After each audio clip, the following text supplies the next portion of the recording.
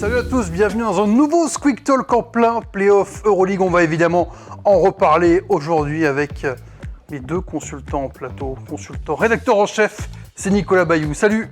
Salut Fred, salut à tous. J'ai dit deux en plateau, mais bon, le deuxième siège est vide. Un peu plus dans le sud. Voilà, il est plus loin, c'est Nils Sonimus. Salut Nils. Salut Fred, salut à tous. On va donc reparler des Playoff Euroleague où on a 3 séries qui peuvent terminer par un sweep et puis quelque chose de serré, tu l'avais dit, entre le Pana et l'Anadolu. C'est toi qui avais vu cette série la plus serrée. Tu avais raison, bravo Nico, la semaine dernière. On verra s'il y a 3-1, ça sera plus serré là. Et on va également parler de l'arbitrage, parce qu'il y a Chus Matteo, et également le président du Panathinaikos qui s'est un petit peu lâché sur l'arbitrage cette semaine. Et puis on terminera évidemment par le quiz. Comme vous êtes deux, on invitera Faisal Berkadi qui réalise cette émission dans mon oreillette pour que vous ayez de la compétition sur ce Donc quiz. il sera devant un écran d'ordinateur avec la possibilité d'aller sur Google, de trouver des... Oui, mais il ne trichera pas, je connais D'accord. Faisal, je connais son intégrité. Il est pas comme moi. C'est ça, et ça. Oui, c'est vrai que tu es le seul à pas avoir un ordi finalement C'est ça. devant les yeux. Ce sera évidemment en fin d'émission comme d'habitude. On commence en parlant de l'actu, ce sont les playoffs Euroleague.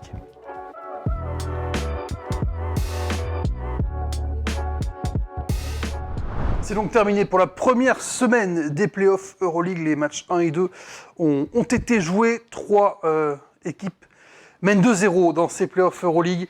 L'Olympiakos, Monaco et Fenerbahçe, Pana Anadolu, ça fait un partout.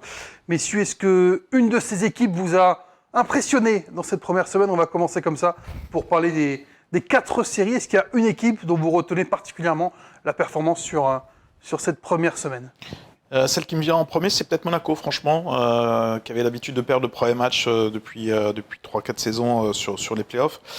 Moi, j'ai trouvé une force collective monégasque, tout le monde qui joue bien ensemble, de la défense, voilà, un basket total.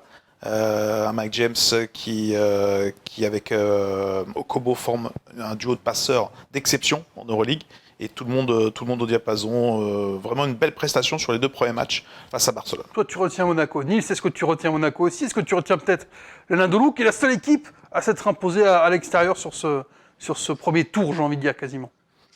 Je suis d'accord avec Nico. Celle qui m'a le plus impressionné, c'est Monaco, mais peut-être parce qu'on avait beaucoup de doutes. Parce qu'on en a parlé 1000 fois, les hauts et les bas, et on ne savait pas réellement où était le vrai niveau de Monaco. Est-ce que c'était tout en haut? Est-ce que c'était tout en bas? Et finalement, quand ils sont sérieux, on voit que c'est tout en haut. Mais l'Anadolu, c'est vrai, j'en avais parlé la semaine dernière dans les previews. J'avais dit, j'ai un petit doute parce que leur série de victoires, il y a quand même beaucoup d'adversaires qui sont en bas de classement ou qui ne sont pas qualifiés pour les playoffs ou les play-ins. Donc j'attendais confirmation et c'est très solide parce qu'ils sont pas loin de prendre les 2 quand même à l'Oaka. Le premier, ça se joue à pas grand-chose. Il faut des gros tirs du Panathinaikos et quelques petites erreurs de l'Anadolu, mais c'est très solide. Donc, on a Anadolu, Monaco, le Fener Olympiakos. Eux, évidemment, ils avaient fait 1 et 2 la saison régulière. On les attendait à ce niveau-là, même si le Fener a... Je ne sais pas si on peut dire impressionné sur le deuxième match, parce que moi, je n'ai pas été forcément impressionné par la performance du Fener, qui a fait un match fantastique. 61 points en première mi-temps, des pourcentages au tir incroyables, mais c'est vrai qu'on les attendait plus à ce niveau que Monaco, et c'est peut-être pour ça que Monaco nous a surpris et qu'on retient Monaco, Nils. Il y a peut-être autre chose aussi, plutôt que des équipes qui nous ont séduits, il y a peut-être des équipes qui nous déçoivent. J'ai en tête le tweet de Silva Francisco qui dit, quand je vois ces équipes-là en play-off, ça me motive pour l'année prochaine. Moi, je vois dans ce tweet un petit... il y en a, ils sont pas au niveau. Et c'est vrai que Barcelone, c'est très très décevant. Paris... on peut pas dire qu'ils sont décevants parce qu'on les attendait pas là, mais en effet, c'est surclassé par Fenerbahçe. Le Real Madrid se font marcher dessus par l'Olympiakos aussi. Ils ont résisté un petit peu dans le match 2, mais tu vois que l'Olympiakos c'est quand même supérieur. Et moi, la question c'est est-ce que il y a pas des équipes décevantes dans ces playoffs finalement? Est-ce qu'on n'est pas un peu déçu du côté déséquilibré de ces séries?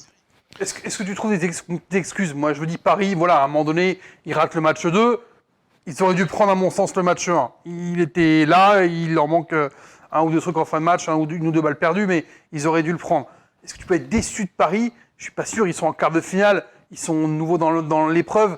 Voilà, ils ratent un match, on verra quand la suite de la série se passe aussi. Tu peux t'attendre quand même à mieux parce que le Fener a été très solide, mais il n'a pas été fantastique. Ils les ont accrochés 2 fois en saison régulière. Tu pouvais t'attendre à ce que ça soit aussi serré en play-off. Et on a une équipe de Paris qui s'est fait dominer dans beaucoup de secteurs. On n'a pas retrouvé TJ Shorts qui règne sur le terrain, qui met du tempo, qui apporte des solutions. Donc une équipe de Paris qui n'a pas montré tout son talent, tout son potentiel. Est-ce qu'elle pourra le faire à la maison? Je pense que oui, un peu plus. Mais tu vois, tu parles du fait qu'il y a eu 2-0 dans la saison régulière, mais que les 2 matchs étaient très serrés, que Nigel Davis ait mis ce tir au buzzer lors du deuxième match. Ça fait 4-0 maintenant. Ça fait 4-0 pour Fenerbahçe contre Paris. Sur l'ensemble de la saison, est-ce que tu vois ce suspense-là, il commence pas un peu à s'éroder? L'avantage du terrain là, a compté pour le Fener dans cette série. Donc, comme pas mal de séries, finalement, il y a eu très peu de matchs gagnés à l'extérieur, à part celui de l'Anadolu. Donc, oui, ça fait 4-0 sur 4 matchs. Donc, une domination pour le moment du Fener assez facile face à Paris, même s'il y a eu ces 2 premiers matchs très disputés. Mais je pense que le 3e match va être le plus dur, comme dans beaucoup de séries. Quand tu mènes 2-0, inconsciemment, tu te... Je pense qu'il va être le dernier, moi. Mais bon, tu te relâches. Moi, j'ai pas pronostiqué de sweep, donc dans aucune des séries. Donc, je pense que on a pronostiqué avant. Maintenant, tu as vu quand même les matchs 1 et 2 de partout. Ça change pas. Ça change pas. Peut-être pour une série, on en parlera peut-être plus tout à l'heure, mais je pense que Paris va tout mettre en place pour aller chercher ce match à la maison. Ils ont le talent, ils ont les moyens, ils auront le public, la salle, etc. Donc moi je verrais bien une réaction de Paris face au Fener. Tu avais parlé de la physicalité du Fener la semaine dernière, Nils, vis-à-vis de Paris. C'est ce qu'on a vu sur les 2 premiers matchs de la série. Oui, et puis tu parlais du 2-0. Moi, en effet, le côté physique, pour moi, le Fener, c'est un des pires match-ups pour Paris parce qu'ils sont capables de ralentir le jeu parisien avec leur côté physique et accrocheur et rugueux. Mais le 4-0, j'en avais parlé la semaine dernière, les 2 matchs que Paris perd en saison régulière, oui, ils sont accrochés, oui, Paris n'est pas loin, mais sur ces 2 matchs, j'avais dit, Paris avait fait des matchs quasi parfaits et le Fener avait pas très très bien joué, même s'ils avaient dominé au rebond offensif sur le match à l'Adidas Arena. Ça montrait un petit peu quand même l'écart de niveau entre les 2 équipes. Quand tu as une équipe qui fait son match parfait, l'autre qui fait un match pas très très bon, mais que c'est quand même serré et que c'est quand même le Fener qui gagne, qui n'a pas été très bon, c'était quand même un petit indicateur que, bon, c'est pas très bon le Fener pour Paris. Tu vois la série s'arrêter en 3, Nils. Moi, je pense que Paris ne sera pas capable d'en prendre un, finalement. J'y croyais fort et je suis très très pessimiste après ces 2 matchs à Istanbul maintenant. Mais le truc, c'est que l'ambiance de l'Adidas Arena, elle est belle, mais c'est pas l'ambiance de Tel Aviv à l'époque où ils jouaient à la Menorah Miftarim. C'était pas l'Ulker Sports de Fener. Ce serait dans l'autre sens, tu vois, Paris qui est favori à la place du Fener, qui joue ses 2 premiers matchs à domicile, qui les gagne, et ensuite tu vas à Istanbul. Tu dirais la série, elle est pas finie parce que gagner 2 matchs dans cette salle-là, c'est compliqué. Mais pour le Fener de venir gagner à Paris, c'est pas...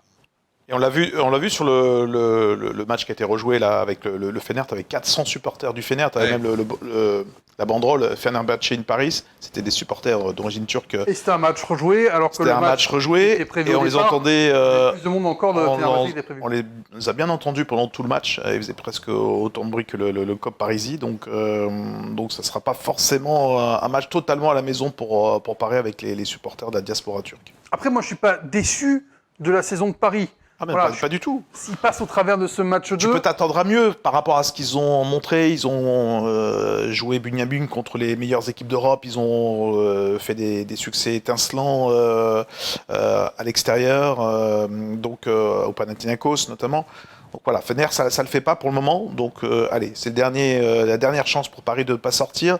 Je pense qu'avec un peu plus de confiance, parce que la Coupe de France qu'ils ont gagnée ce week-end va leur donner un peu de fraîcheur et de confiance pour aller jouer les yeux dans les yeux avec le Fener. Pourquoi pas en accrocher un, peut-être pas le 4e, mais en accrocher un, donc le 3e. Le 4e sera trop tard, si tu n'accroches pas le 3e, puisqu'à 3-0, c'est fini. Je te le rappelle, Nico. Après, moi, ça m'étonnerait. Enfin, avec Paris, ils prennent les 2 à domicile, ce serait surprenant, mais. Mais c'est ce que j'avais dit la semaine dernière, c'est que Paris. Quel que soit le résultat, tu seras pas surpris. Même si à 3-0, tu feras bon, c'est dommage, qu'il n'y ait pas eu un petit peu plus loin dans la série. Tu seras pas surpris. C'est Paris, tout pouvait arriver. Maintenant, effectivement, le 2e match est je ne veux pas employer le mot déception, parce que le mot déception, pour moi, ne fait pas partie du vocabulaire de la saison de Paris, mais il est raté, passe à côté, et c'était une opportunité qui est dommage, qu'il est dommage d'avoir laissé passer. Voilà. Le format en 5 matchs de l'Euroleague aussi te rend quand même la tâche sacrément compliquée quand tu perds les 2 premiers à l'extérieur. Ça veut dire que tu te retrouves à devoir survivre à la maison. Tu vois, en NBA, quand tu es le meilleur des 7 matchs, premier à 4 victoires, tu perds les 2 premiers, tu peux encore en lâcher un à domicile à la rigueur.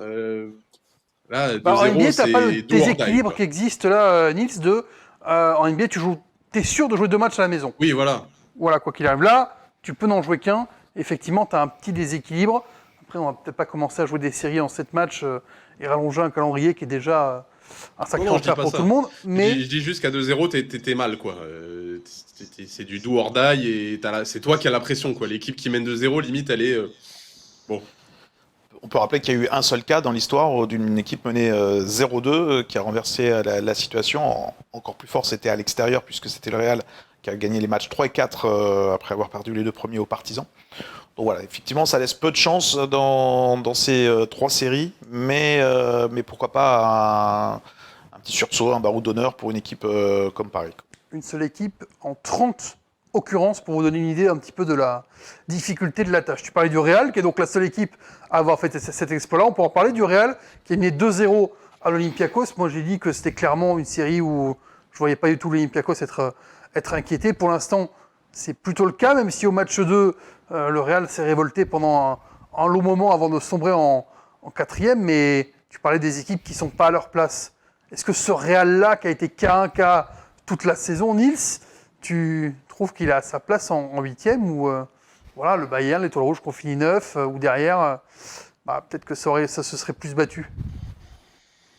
Je suis pas sûr. Hein. Je suis pas sûr que les 2 équipes que tu as citées auraient eu plus de chance face à cet Olympiakos-là. Mais c'est marrant parce que le Real, malgré ça, s'il y a une équipe parmi celles qui sont menées 2-0, je vais en choisir une, la plus capable de renverser une série et de revenir à 2-2. Je choisirais peut-être le Real Madrid quand même si, bon, j'ai pas vu particulièrement les matchs, mais il me semble que ils n'ont pas montré des choses grandioses quand même. Mais bon, c'est le Real Madrid, tu les enterres jamais, quoi.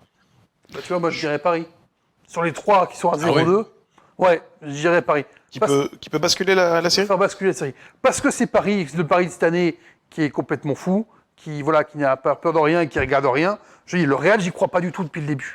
Et Barcelone, vis-à-vis de ce qu'ils ont fait à Monaco, vis-à-vis des blessures, qui je trouve les handicapent beaucoup trop sur les postes arrière par rapport au talent qu'il y a à Monaco et à la forme que montrent les Monégasques en ce moment. Je vois pas du tout les 2 clubs espagnols venir renverser les séries.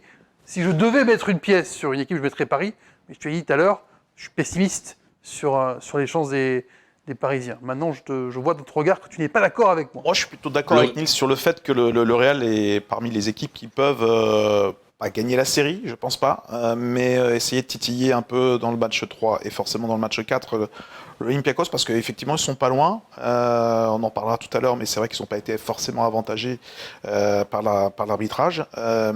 Et je trouve qu'ils ont sans doute l'opportunité à domicile avec leur public, l'avantage du terrain, d'embêter cette équipe de l'Olympiakos qui n'a pas montré autant de sérénité qu'un numéro 1 de la saison. Alors peut-être que le bas qui blesse pour le Real, c'est toujours aussi ce qu'on se parle avec le Fener, c'est ce manque de physicalité face à une équipe qui en a beaucoup, l'équipe de l'Olympiakos. Donc voilà, il va falloir faire un énorme match au niveau de la densité physique pour le Real Madrid. Et tu vois, Nils parlait de l'ambiance tout à l'heure, la Movistar Arena, c'est pareil. C'est pas une ambiance turque ou grecque. Il y a du bruit. Non, mais Nils, il y a du bruit, mais c'est pas non plus... Non, mais c'est la Maison Blanche. Voilà, ça impressionne toujours un petit peu l'adversaire, même quand tu t'appelles Olympiakos, d'aller gagner au Real Madrid, tu te dis, ça sera jamais facile. Nils, tu râles. Pourquoi tu râles ? Non, oui, en effet, c'est pas la salle du Fener. Je me disais...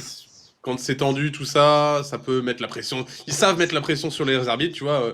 On en parlait pendant le match de Monaco avec Ali. Gaston Médecin, t'as un challenge, il se passe rien. Les Madrilènes, les supporters ont un peu plus cette expérience-là de mettre la pression. C'est capable de faire du bruit quand c'est chaud. C'est pas les grandes ambiances. C'est peut-être moins facile quand même de gagner à la Movistar Arena que à l'Adidas Arena et à Gaston Médecin, évidemment. Donc là, on a parlé des 3 séries qui sont à 2-0, où pour l'instant, on a 3 équipes, les 3 têtes de série, qui sont à une victoire du Final Four. Parlons de la dernière série, avant de parler arbitrage, parce que je sais que Nils est chaud. C'est chaud aussi entre le Pana et l'Anadolu. Une victoire de chaque côté, une peut-être faute de Vincent Poirier sur Kendrick Nunn sur le dernier tir, mais qui n'a pas été sifflé, donc c'est pas une faute. Et donc une série à un partout, l'Anadolu presque surprenant, alors que on sentait qu'il pouvait se passer un truc, Nico. Ouais, moi j'ai trouvé que l'Anadolu était cohérent. C'était une équipe qui défend bien, qui arrive lancée. On parlait de cette série de 8 victoires dans la fin de la saison régulière. Certes, ils ont perdu le match 1 parce que le Pana reste une formidable machine offensive. Mais voilà, c'est une équipe qui a eu des hauts et des bas dans pas mal de matchs, même s'ils ont réussi à trouver une solution pour gagner. Mais sur la partie défensive, c'est une équipe qui reste fragile et nerveusement aussi. Tout le contexte, on en reparlera aussi peut-être extérieur avec le propriétaire, le coach, voilà, fait que le Pana n'est pas aussi serein face à une équipe du Fener, je le répète, qui défend bien, qui a retrouvé un Shane Larkin dominateur. Et puis de l'Anadolu, attention, tu vas te faire des ennemis, Nico, si tu appelles l'Anadolu le Fener. Oui.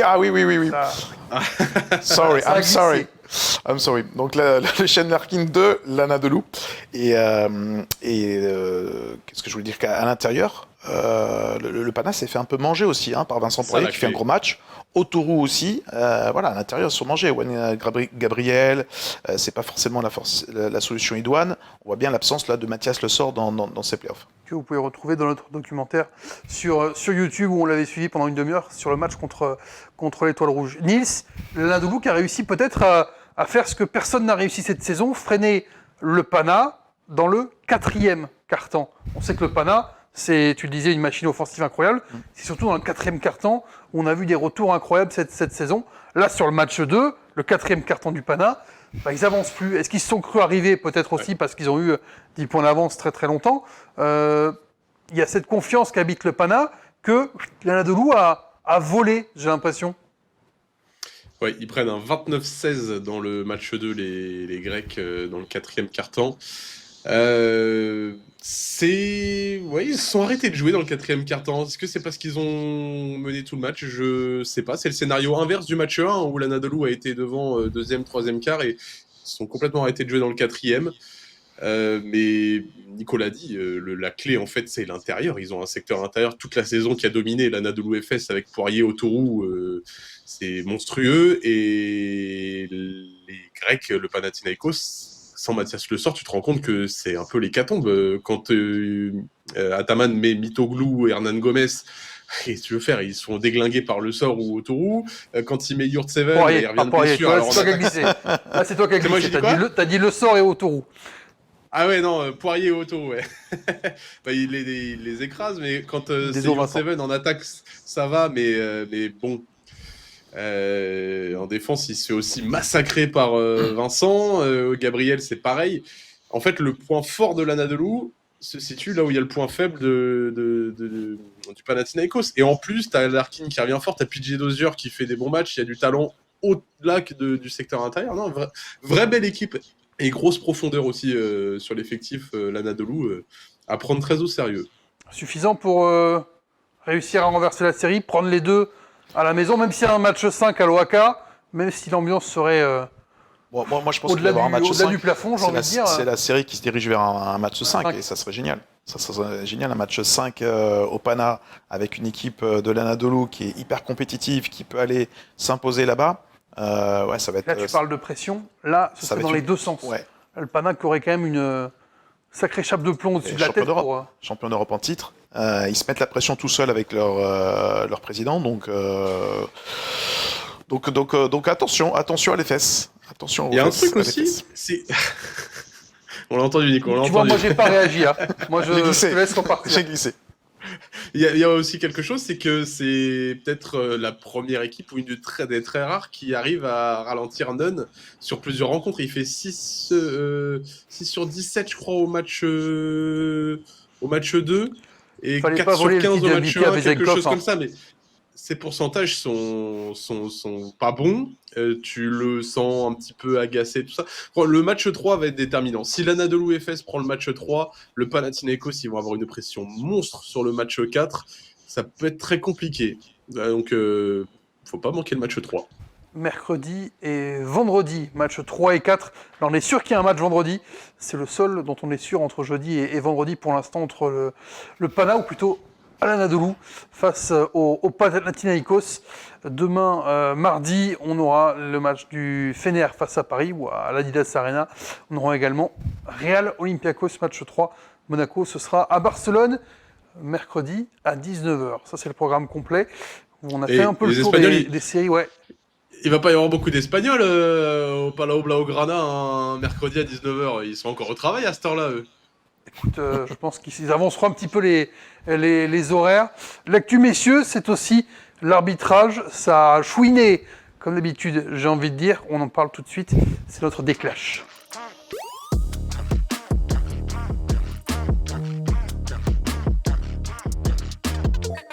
L'arbitrage au cœur des débats dans cette semaine de play-off Euroleague. Celui qui en a parlé après-match, c'est notamment Chus Mateo, l'entraîneur de Real Madrid. Je vais vous lire la déclat de Chus Mateo. Je suis l'entraîneur du Real Madrid basket. Et dans ce club, on ne se plaint pas après le match, jamais, à propos des blessures, à propos des arbitres, ou tout ce qui se passe au-delà des matchs. Pendant le match, évidemment qu'on va se battre et qu'on va se plaindre aux arbitres si on pense qu'il y a un coup de sifflet qui est mauvais. Je crois à l'honnêteté des arbitres et on ne sera jamais dans la plainte à propos des arbitres après le match. Jamais les gens autour du club, au-delà du club, peuvent dire ce qu'ils veulent, mais une fois que le match est terminé, je ne vais jamais me plaindre de ce qui se passe sur le terrain. Chus Mateo. Bravo. Chus. Je me plains sur le terrain, mais pas après. Ouais. Par contre, en revanche, Dimitris Giannakopoulos, le président du Pana, lui s'est plaint largement après le match sur les réseaux sociaux, avec quelques mots obscènes à l'égard des arbitres de la série entre le Pana et l'Anadolu, en menaçant notamment de quitter l'Euroleague. Est-ce que ça vous agace un peu, messieurs, en fait, ce débat arbitral? Nico, on commence par toi, parce que je sais que Nils, ça va partir très vite dans les trous. Non, tu as la différence entre la classe de Chus Mateo, qui dit tout en nuance ce qu'il pense de l'arbitrage, qui est effectivement véhément pendant les matchs, comme beaucoup de joueurs du Real Madrid, ils sont agaçants pendant le match.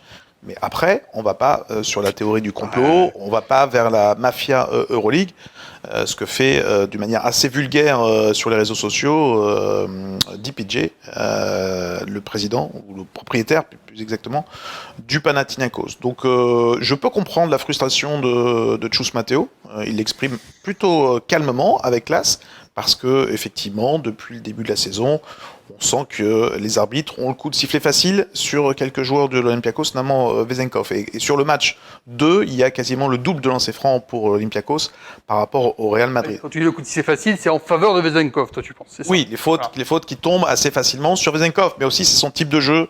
Voilà. Mais ce que je retiens, c'est qu'il dit après le match, je ne doute pas de l'honnêteté des arbitres. Voilà, les super call pour Vezenkov. Nils, vas-y, allez. Ouais, je trouve ça naïf de dire ça. Franchement, arriver après le match et dire non, on va pas se plaindre des arbitres, c'est pas notre style. Moi, je dis jamais ça. J'ai trouvé honnête. C'est un peu dire ouais, non, on va pas le faire parce que c'est pas classe, mais on n'en pense pas moins, quoi. Est-ce qu'il le dit parce qu'on lui pose la question? Forcément, on lui a posé la question. Donc sa manière de répondre, pour moi, elle est plutôt satisfaisante. Je dis voilà, pendant le match, je suis pas d'accord avec les arbitres. Après le match, je fais pas de commentaires. Là, de faire ça, c'est histoire de dire ils sont pas bons, mais moi je vais rien dire. C'est pas classe, je vais pas le faire. C'est trop facile. Enfin, t'as connu des entraîneurs qui étaient beaucoup plus cash, beaucoup plus rentre dedans avec les arbitres. Là, franchement, il nuance un peu la chèvre le chou en disant voilà, pendant le match, c'est vrai que on n'est pas content de l'arbitrage. Après le match, je vais m'arrêter là. On oublie et on passe à autre chose. Donc moi, je trouve ça plutôt classe. Pour toi, il n'y a pas la critique en creux qu'évoque Nils en fait? Non, parce que il dit de manière honnête que pendant le match, il n'est pas d'accord avec les arbitres, qu'après on passe à autre chose. Donc pour moi, c'est ils sont pas d'accord c'est sur clair. tout. Pendant les matchs, ils sont scandaleux, le Real Madrid. Le moindre contact, le moindre truc, il y a faute, il y a pas faute. C'est facile après de dire non, après le match, on dit rien. Quand tu passes tout ton match à râler enfin, c'est la deuxième équipe, je crois, qui prend le plus de technique cette saison en Euroleague derrière le Panathinaikos. C'est genre Et c'est facile après de dire, il n'y Ouais, a mais rien, non, on se plaint pas. C'est les playoffs, tu utilises encore plus cet argument de râler envers les arbitres. Thiago Splitter a pris une amende aussi sur le match 2 face au Fener parce qu'il a trop râlé. Donc voilà, tout le monde s'y Vraiment met. parce qu'il est sur le terrain à un moment donné, hein, donc c'est pas il a trop râlé, c'est que vraiment il râle dans le match et il se met sur le terrain et il gêne Eric McCollum qui arrivait sur la ligne de course. Mais voilà, Thiago Splitter, je l'ai vu une fois cette saison en interview après match c'est dire moins, ouais. je vais me taire sinon je vais prendre une amende. Oui, c'est pas le pire. C'est pas le pire. Il reste en général assez calme.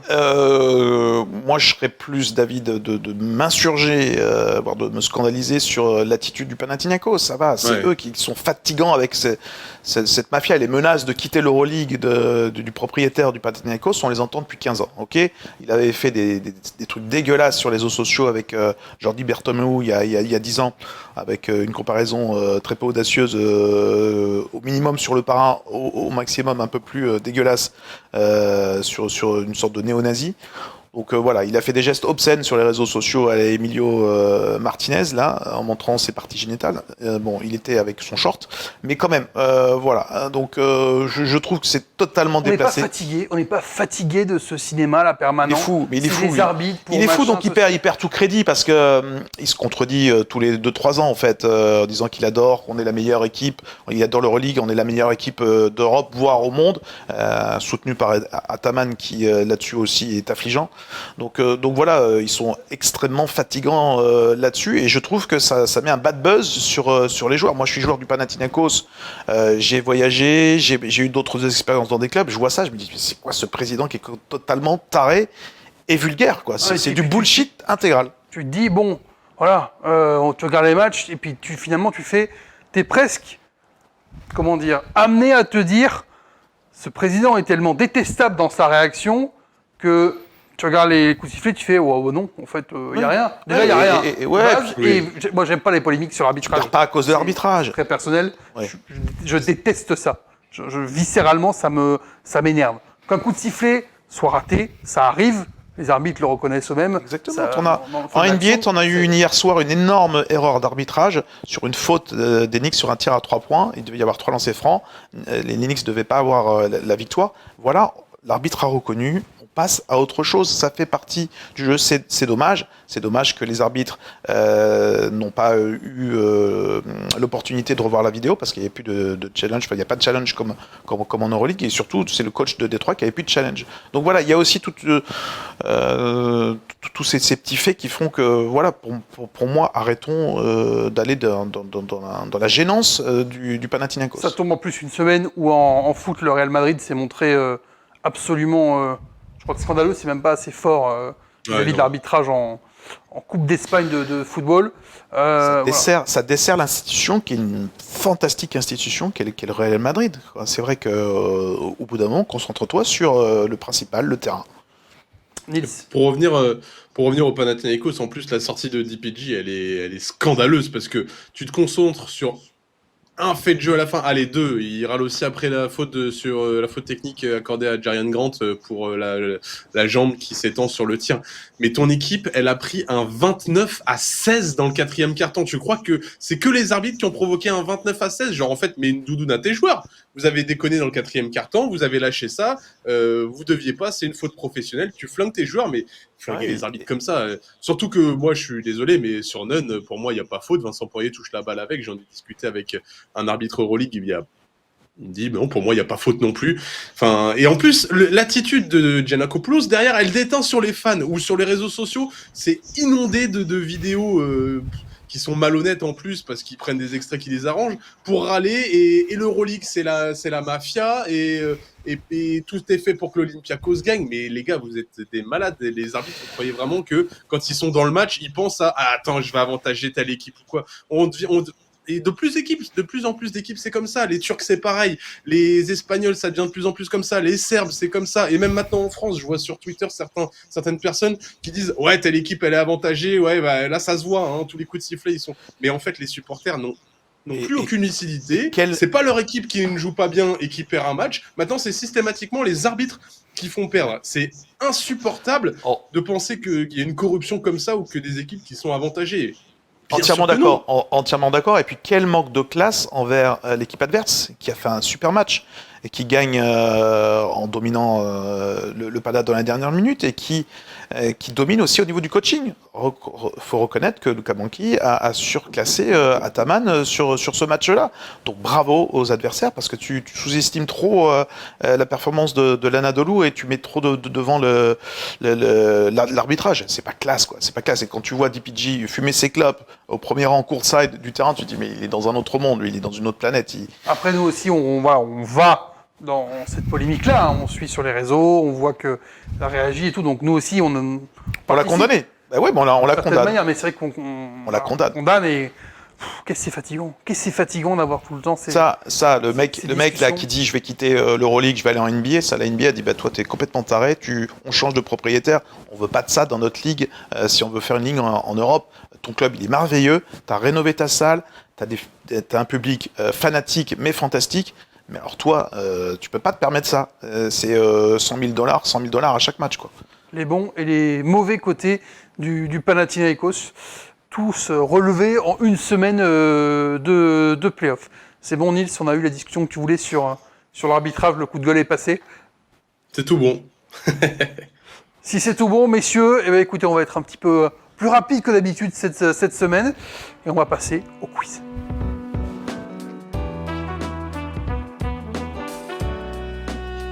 On joue comme d'habitude pour terminer l'émission. Messieurs, comme vous êtes deux seulement avec moi, je me suis dit que dans mon oreillette, j'allais inviter Faisal en régie aujourd'hui. Faisal Berkani qui va jouer. Je suis garant de ses réponses. Tu l'entends aussi, Nico. Donc, tu sauras si il dit des bêtises ou pas. Commençons le quiz actu de cette semaine avec, évidemment, les Coupes de France. Non. Bien sûr, c'était samedi à Bercy. Nils, tu savais que ça allait arriver, mais je l'ai quand même posé. Je n'ai pas révisé. Je sais que tu n'as pas révisé. Je l'ai écrit avant que tu penses que c'était ça. Il y avait samedi les finales de Coupe de France à Bercy. Écrivez sur votre tablette les 4 équipes qui ont remporté les trophées. Ça vaut 1 point par bonne réponse. Il y a 4 équipes qui ont remporté les trophées. Faisal, tu as le temps de réfléchir dans mon oreille tranquillement pour inscrire 4 équipes. C'était quoi? C'était U18 et amateur, c'est U18 ça? masculin, U18 féminin, pro masculin, pro féminin. Je te fais grâce des trophées Coupe de France qui avaient lieu vendredi à Bercy, amateur. Il faut les 4 équipes. Donne-moi les 4 équipes qui ont remporté masculin, les U18 trophées. féminin et les pros, c'est ça? Oui, les deux trophées pro, les amateurs masculin aussi, et féminin, et puis U18 masculin et U18 féminin. Ça fait 4 équipes, 1 point par bonne réponse pour commencer ce quiz. Nils, est-ce que tu as terminé? Non, j'ai pas tout, il m'en manque un. T'as tenté les amateurs de la veille? Ou c'est pour une prochaine question? J'ai pas tenté les amateurs de la veille. Nico a écrit Faisal, je vais donc te demander discrètement de me donner tes réponses dans mon oreille. Tu n'en as qu'une. Ça fait pas beaucoup de points ça pour Faisal pour commencer, même si c'est une bonne réponse pour lui. Nils, vas-y, montre-nous cette J'ai magnifique un doute tablette. sur les filles et je me souviens plus.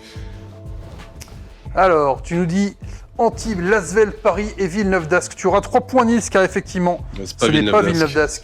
C'est Charleville que Nicolas a trouvé. 4 points pour Nico pour commencer ce quiz. Bien cette question, moi. T'aimes bien cette question. Et 1 point pour Faisal en régie. C'était une question actu facile. Hein.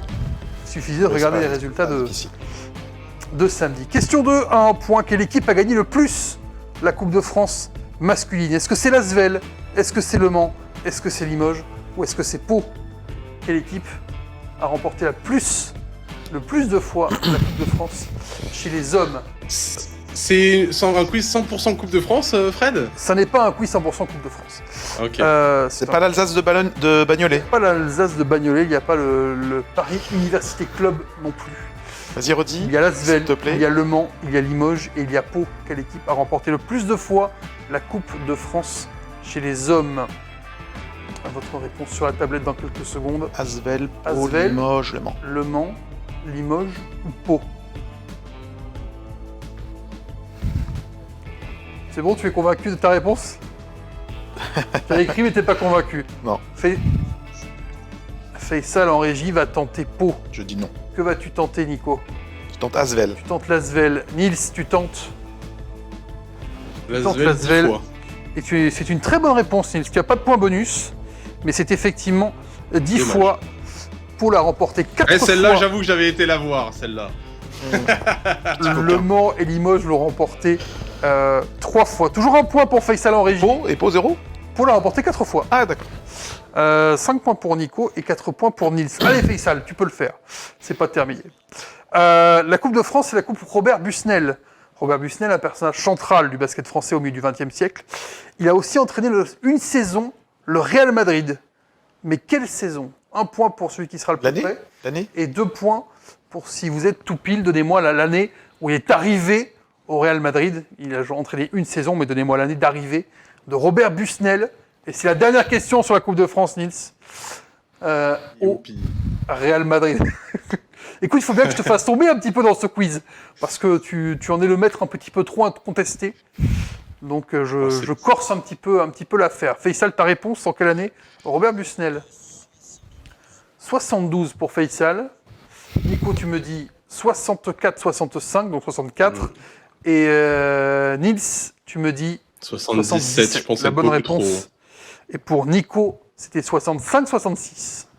Pas loin. Pas Et loin. bien ton Robert Busnel. Faisal qui dit que j'ai connu cette génération, c'est pas drôle. C'est moche. Le Real Madrid, tiens, passons à l'Euroleague. Le Real, on l'a dit dans l'émission, qui est la seule équipe à avoir renversé une série de playoffs d'Euroleague en étant mené 2-0. C'était en 2023. Vous allez me citer à tour de rôle un joueur du Real Madrid pendant cette série contre le Partizan. Il y a eu 16 joueurs différents qui ont été inscrits par le Real Madrid sur les feuilles de match. Il y en a 15 qui ont joué. Il y en a un qui a joué 0 minutes, mais qui était sur les feuilles de match. Il y a donc 16 joueurs. Je vous demande de m'en citer 15, qu'on fasse 3 tours tous ensemble. Faisal, comme tu es le dernier dans ce quiz pour l'instant, c'est toi qui vas me donner un nom en premier. Je prends mon stylo pour bloquer. Donne-moi un nom du Real Madrid. Tu me donnes Gershon Yabusele, qui est évidemment une bonne réponse pour Faisal, pour démarrer. Et ensuite, ce sera à toi, Nils, de me donner une réponse. Tavares. Walter Tavares était également présent, bien sûr. C'est le Real, c'est pas très dur. Hein. Sergio Llull. Sergio Llull est ici, Ouais, je Sergio Llull, le de toute bloque. façon, tu peux dire n'importe quelle année, il sera là. Donc, Absolument. Un point pour tout le monde. Fabien Causeur me glisse Faisal, et c'est une bonne réponse, Fabien Causeur, également. Nils. Vincent Poirier. Vincent Poirier est évidemment une bonne réponse. On a 5 joueurs pour l'instant. Nico. Gabriel Deck. Gabriel Deck, oui, il était là aussi. On a 6 noms, il en reste 10. Faisal, c'est à nouveau à toi de me proposer Peter Corneli. Peter Corneli, bonne réponse. L'enfoiré. On a fait les Français. Hein. Gershon Yabusele, Vincent Poirier, Peter Corneli et Fabien Causeur ont été cités. Et c'est là que ça se complique. Oui, Faisal, effectivement. Nils, c'est à toi. Rudy Fernandez. Rudy Fernandez, la légende, le pénible, est une bonne réponse. Pour l'instant, 3 points pour Faisal, 3 points pour Nils. Nico, tu as 2, mais il reste du monde à citer dans cette équipe du Real Madrid. Madrid 2023. Et est-ce qu'il était là Mario Enzonia. Mario Zonia était là. Mario Zonia était effectivement déjà présent. 3 points pour tout le monde. Il nous reste 2 tours à faire éventuellement. Faisal, puisque tu tentes un Nigel Williams-Goss, absolument. Très bonne Ah, bien réponse. vu. Très bonne réponse pour toi, Faisal. 4 points. Il te restera un nom à citer pour faire le max sur cette question. Nils, Je pense que Zanan Moussa était déjà là aussi. Zanan Moussa était déjà là. Absolument. Nils, 4 points aussi. Nico, est-ce que tu es capable d'aller me chercher un autre nom? Ça commence à être un petit peu plus compliqué, même si il y a encore au moins un gros nom que vous n'avez pas cité. J'ai dans la tête un jeune joueur serbe qui n'a pas joué beaucoup et que je vais peut-être écorcher son nom. Oui. Velikovic. Bah, je vois pas du tout de qui tu parles, de toute façon il n'y est pas. Voilà. Donc c'est non pour toi, Nico. Tu vas rester à 3 points. Faisal, un dernier nom à me proposer. Il en reste 1, 2, 3, 4, 5. Oh la vache, il y en a pas mal, je vois pas qui c'est. Pas de nom pour Faisal, qui va donc passer son tour. Ce sera 4 points pour toi, Faisal, sur cette question. Il restera Nils. J'ai un doute, t'as dit qu'il y en avait un, c'était encore un non connu. Je sais reste pas un, s'il deux, était déjà 3, là. 4, 5 noms. Je vais tenter un Facundo Campazzo. Non, pas de Facundo Il était Campazzo encore à l'étoile rouge. dans cette liste. C'était à tout le rouge. Il était revenu à l'étoile rouge avant. Ouais, t'as raison. Est-ce que je peux tenter d'autres noms? Oui. Pas pour Allons-y, ça marquera pas de points, hein, c'est perdu. Mais Ça est-ce que marquera pas de Trey points. Tompkins était encore là? Non. Il vous manquait... Oui, Faisal vient de donner une bonne réponse. Il y avait Anthony Randolph. Tony Randolph. Il y avait encore là. Adam Anga. Ah, il est revenu de blessure. Un manga. Il y avait Alberto Baldé. C'est lui qui n'a pas joué. Il y avait Abrines. Eli Ndiaye. Tavares, on l'a cité. Le gros nom que vous n'avez pas cité, et je termine par ça, c'était Sergio Rodriguez. Oh, Il Chacho. était déjà revenu? Oh la Vous n'avez honte. pas cité Chacho sur... Pour moi, il était encore à Milan, il n'était pas encore revenu à Madrid cette année-là. sur cette question. On est donc à 8 points pour Nils, on est à 9 points pour Nico, qui garde un point d'avance, et on est à 5 points pour Faisal. Si j'ai bien compté, c'est ça. J'ai bien compté, je crois. Cinquième question, c'est un vrai ou faux? Vrai ou faux? C'est la première fois depuis 10 ans, donc depuis 2015, que toutes les équipes à domicile gagnent le match 1 de ces playoffs d'Euroleague. 10 ans. C'est ma question. Est-ce que c'est vrai?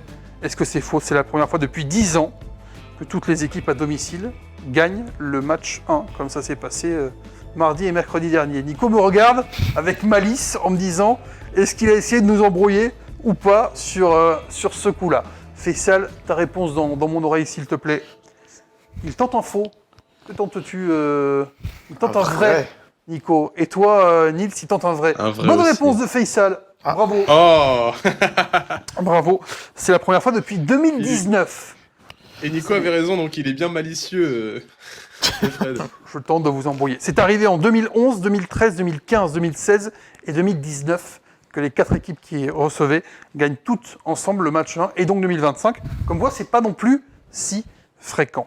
Question 6 pour un point également. Shane Larkin est entré la semaine dernière dans le top 10 des meilleurs marqueurs de l'Euroleague avec 3606 points. À quelle légende grecque a-t-il pris la 10e place? Est-ce que c'est Nick Calates? Est-ce que c'est Yorios Printesis?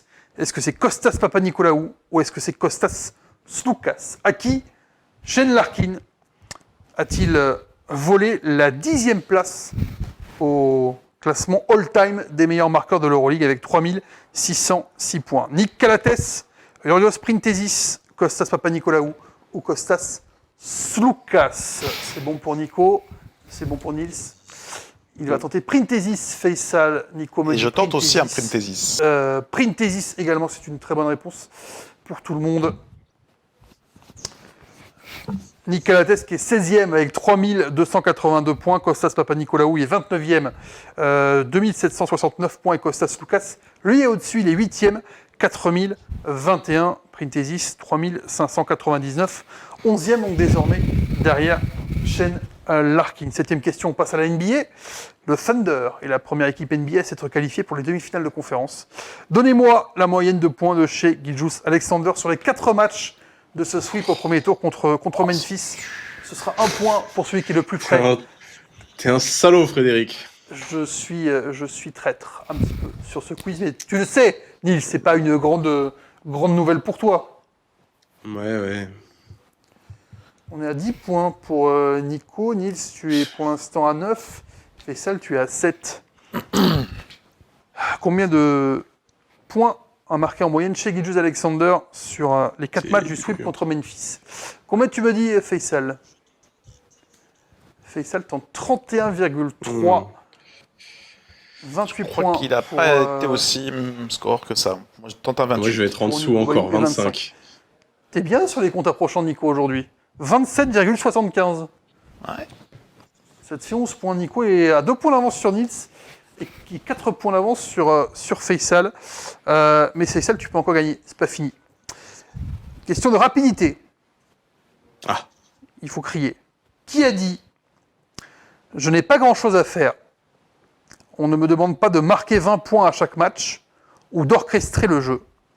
Je dois juste faire en sorte d'être ouvert et de tirer. Je dois simplement faciliter la vie de mes coéquipiers. Jokic. c'est mon boulot, ce n'est pas Nikola Jokic. En défense, c'est un peu Batum. différent. Nicolas Batum, c'est une bonne réponse pour toi, Nils, qui revient à 1 point de Nico. 10 pour toi, Nils, 11 pour Nico. Je n'ai pas grand-chose à faire. On ne me demande pas de marquer 20 points à chaque match ou d'orchestrer le jeu. Je dois juste faire en sorte d'être ouvert et de tirer. Je dois simplement faciliter la vie de mes coéquipiers. C'est mon boulot. En défense, c'est un peu différent, mais j'essaie d'être encore un peu plus intelligent. Nicolas Batum, après le match 3 entre les Clippers et les Nuggets, le match 4 perdu par les Clippers de manière incroyable, avec ce dunk au buzzer pour les Nuggets. 9e question, toujours un point. Il y aura des propositions. LeBron James a joué son 291e match de playoff hier soir, ce dimanche, face à Minnesota. LeBron James a donc joué plus de matchs de playoff que combien de franchises NBA? Est-ce que LeBron James a joué plus de matchs de playoff que 5 franchises NBA, que 10 franchises NBA, que 15 franchises NBA ou que 20 franchises NBA? C'est une très bonne question. Elle est pas mal celle-là. C'est pas mal. Elle est jolie. LeBron James a joué plus de matchs de playoff. 5, voilà, c'est du Je parle pas de hasard victoire total. défaite, je parle de matchs de playoff. Que combien de franchises NBA? 5, 10, 10, 15, 15 ou 20? Je dois réfléchir. Sachez que c'est l'avant-dernière question. Il reste une question de culture générale pour terminer ce quiz en rapport avec le basket. Et Mais de je culture crois générale. qu'il a joué une série de playoffs contre, je sais plus combien, 23 sur les 30 équipes NBA ou un truc comme ça. Mais ça n'est pas ma question. La question, c'est combien Ouais, de... je sais, mais je comble. J'ai une petite info, surtout qu'elle est pas exacte parce que j'ai plus le chiffre exact. Mais LeBron James je a donc comble, joué quoi. plus de matchs de playoff que combien de franchises NBA? Faisal dans mon oreiller, puisque 20 pour Faisal. Nico a mis 10. Et Nils, tu as mis 20 aussi. 20. La bonne réponse était 15. Ce qui est Ouais, déjà ouais, évidemment. monstrueux. Faisal qui m'a annoncé dans mon oreiller. Je l'ai. C'est bon, pas de problème. Nombre de victoires de LeBron, c'est 190, je crois. Ah, c'était de victoire ou de nos matchs Non, joués? c'est le nombre de matchs match de disputé. Bien précisé 2 fois lors de la question. 15, donc la moitié de la ligue Non. a joué moins de Il a playoffs joué que plus lui. de matchs que les Pelicans, qui ont joué 59, que les Hornets, 63, que les Wolves, 83, que les Grizzlies, 101, que les Raptors, 123, que le Magic, 144, que les Clippers, 157, que les Nets, 171, que les Kings, 194, que les Wizards, 237, les Nuggets, 246, les Cavaliers, 248, les Mavericks, 249, les Pacers, 261, les Blazers, 274, LeBron James, 291, et il va rattraper lors du match 5 le Utah Jazz, qui a 292 matchs de playoff. Est-ce que, je ne sais pas si tu l'as dit, mais est-ce que ça veut dire que c'est le joueur qui a disputé le plus de matchs de playoffs? Absolument. C'est le joueur qui a joué Devant le plus de d'autres matchs de légendes? playoff, Ok. devant Derek Fisher, qui est maintenant Derek à Fisher. quasiment à 30 Ok. ou 40 matchs de LeBron James derrière. Dernière question, tu ne peux plus gagner, Faisal, désolé. En revanche, Nicolas, 11, Nils, 10. Ces questions valent 2 points. Vous pouvez Ah ouais. faire la différence là-dessus. Il faut écrire la réponse sur votre tablette. Pas d'anagramme aujourd'hui? L'anagramme, c'est pour la gagne, mais donc il n'y aura pas d'anagramme. Si je vous dis que ce super-héros a eu pour identité Dick Grayson, Oh non. Jason Todd, Tim Drake ou Damian Wayne, de quel joueur NBA, toujours en lice en playoff, suis-je en train de vous parler? Si je vous dis que ce super-héros a eu pour identité Dick Grayson, Jason Todd, Tim Drake ou Damian Wayne, Mais je de quel comprends même joueur pas la NBA, question.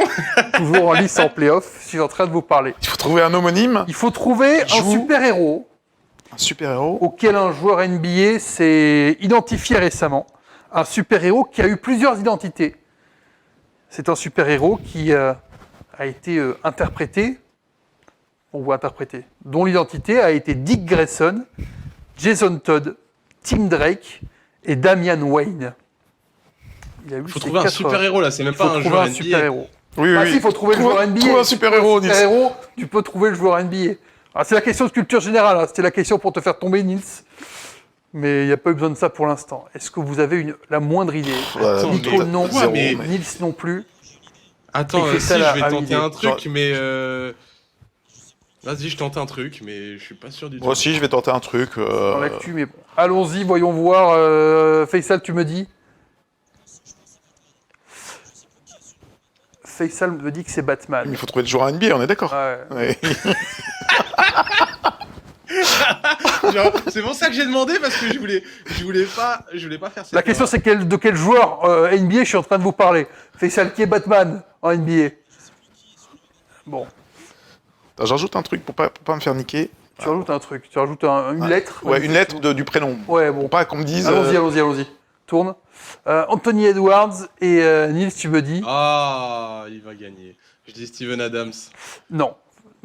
J'ai- Aucun de aucun. vous n'a la bonne réponse. Tu avais Mais c'était quoi cette question, Fred? tu avais une petite avance sur les autres, Faisal. Ce n'est pas Batman. Dick Grayson, Jason Todd, Tim Drake et Damian Wayne, c'est Robin. Tu avais peut-être une... Damian Wayne est le temps le fils Jimmy de Butler. Batman. Et c'est donc Jimmy Ah oui. Butler qui s'est surnommé le Robin de Batman, Stephen Mais- Curry. Bah, il fallait que Qu'est-ce qu'il y a? Pourquoi tu râles?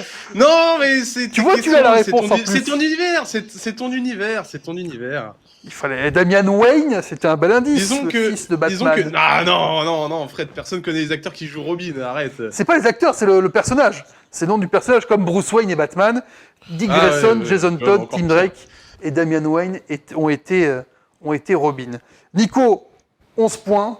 Tu gagnes ce quiz devant Nils 10 et Bravo, Faisal Nico. 7. Est-ce que Merci. tu veux un anagramme, puisque tu le réclamais? Avec grand plaisir, j'attends ça depuis une semaine. C'était l'anagramme pour la gagne que j'avais préparé. Voici ce que Anagramme, je vais vous joueur proposer. Euroleague ou NBA? Je vais vous montrer d'abord. Et après, je vous donnerai les indices. C'est pas facile à écrire un anagramme. Ça va, parce que je l'ai préparé avant, donc... Faut pas oublier une lettre. Hein. Donc tout va bien. Voici l'anagramme que je vous propose cette semaine, qui aurait pu servir pour la gagne, mais qui sera un anagramme pour le plaisir, comme aurait dit Gordon Herbert Léonard. Donc joueur d'Euroleague. Il le dira Je après. vous donne les D'abord, indices. il le après. retourne. Voici Andarin Dugard à trouver. Andarin au pluriel, Dugard. Qui est cette personnalité du basket? Nous ne sommes pas sur un joueur Euroleague. On est sur un joueur de basket? Nous ne sommes pas sur un joueur de basket. C'est un coach, Ça n'est pas un coach. un arbitre. Du Gary? Ça n'est pas Dugarry. Ça n'est pas un arbitre. Ça n'est pas un arbitre non plus. C'est le nom d'un trophée? C'est une personne... Non, c'est une personne qui a été récompensée ce week-end. En revanche, qui a été récompensée samedi Sandrine Gruda. par la Fédération française de basket. C'est Sandrine Gruda. Très bien joué, Nils. Tu as trouvé l'anagramme du jour. Tu aurais pu gagner, mais pour ça, il aurait fallu que tu sois à égalité avec Nico, qui remporte Bravo, ce Nils, quand quiz. Et comme ça, je sais que Nils sera encore plus motivé pour le quiz la semaine prochaine. Voilà, c'est aussi ça. Bon. Non, oh, menteur. Ça Non, dépend je des suis questions. motivé Il va dire à ça chaque dépend des fois, questions. Fred, je suis C'est vrai. motivé à chaque Ça fois. dépend des questions. Non, vrai il qu'il est était motivé bien, à il chaque était fois. très bien. Il était Ouais, il très était bien. bien. Il était les varié, il questions était Coupe de France complet. étaient bien orienté. Non, c'était très bien. Moi, j'avais peur Bravo. qu'il nous demande qui a fini meilleur rebondeur de la finale de Coupe de France U18 féminine entre Lasvel et Non, Bourges. c'est pas possible ça. Vous me prenez pour un autre. Je ne suis pas rotor à ce point. Je suis rotor, j'aime bien, mais pas à ce point. Bravo Nico. Félicitations. C'est Fred. Tu as les droits de rejouer. rejouer et de te proclamer King of the Quiz pendant une semaine. Le temps évidemment qu'on revienne pour un nouveau Squeak Talk la semaine prochaine. On aura très probablement déjà des qualifiés pour le Final Four et peut-être un match 5 dont il faudra faire la preview la semaine prochaine. Mais il y aura peut-être déjà beaucoup de qualifiés. On verra ça évidemment la semaine prochaine. Merci de nous avoir suivis. Merci à Faisal Berkani qui a joué dans l'oreille et qui a surtout réalisé ce Squeak Talk. À la semaine prochaine.